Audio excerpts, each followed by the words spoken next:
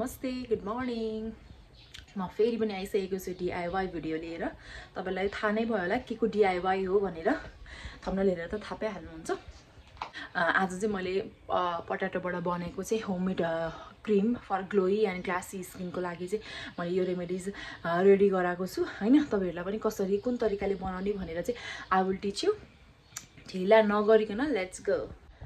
अनि एउटा कुरा है त कति जनाले चाहिँ हामीले चाहिँ घरमा कतिवटा रेमेडीहरु ट्राई गरिरहेको हुन्छ हो किन त्यसले कुनै इफेक्ट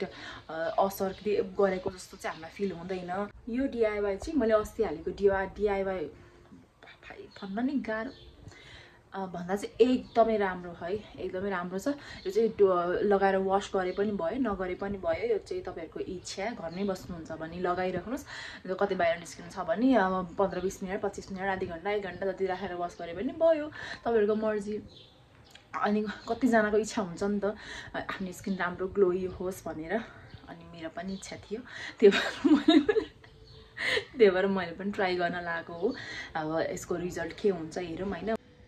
तपाईहरुले चाहिँ फेरि स्टार्टिङको भिडियो र अनि अहिलेको भिडियोमा लाइटिङ किन यस्तो आको भनेर भनिहाल्नु भयो भने चाहिँ हाम्रो घरमा चाहिँ लाइटिङको एकदमै प्रब्लम छ हामी चाहिँ घरमा हैन गुफामा बस्छौं गुफामा जहाँ चाहिँ लाइटै आउँदैन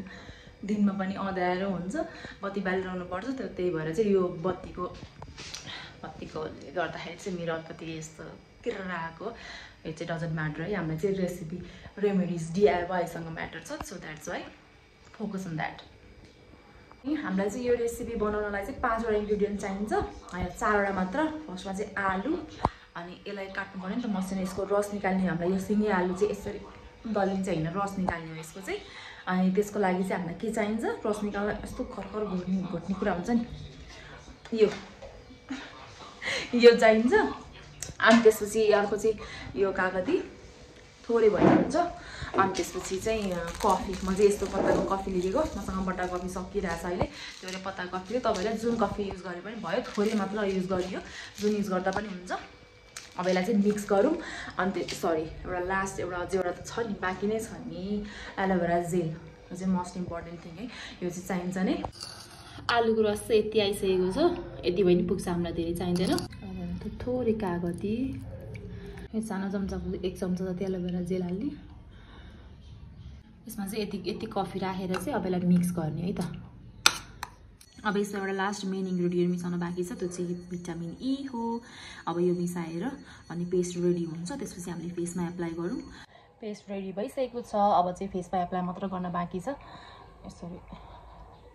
झर्यो भने फेस सबै बर्बाद हुन्छ मेहनत सबै बर्बाद हुन्छ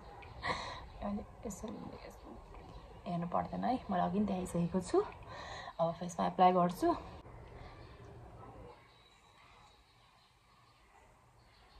अगाडिको कपालले चाहिँ ल्याङ गर्छ के चाहिँ एप्लाई गरौँ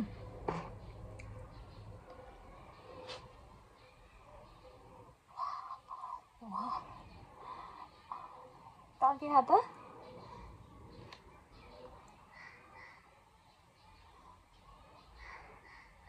आँखाको पनि अलिक डार्क सर्कल छ कि त्यही भएर यहाँ चाहिँ बडीले लाउनुहोस्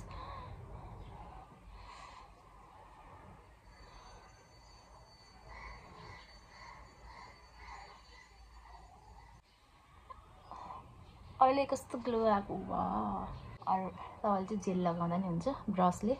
मैले चाहिँ हातैले प्रिफर गर्छु जेल लगाउँदा नि हातैले हो म चाहिँ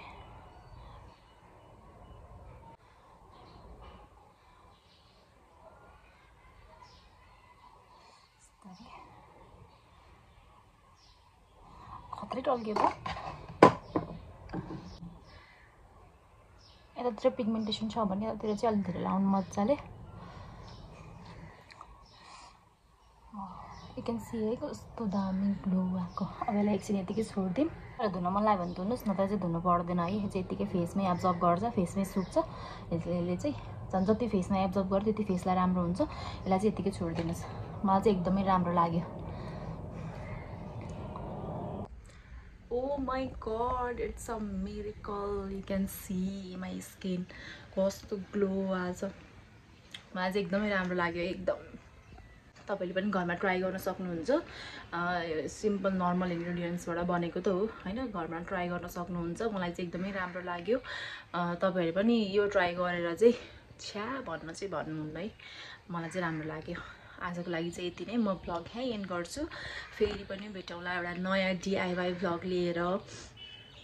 है त म फेरि पनि त्यस्तै भ्लगहरु हालिरहन्छु तपाईहरुलाई मन पर्यो भने लाइक कमेन्ट सब्स्क्राइब शेयर के गर्न मिल्छ सबै गरिदिनु होला त्यसको लागि बाइ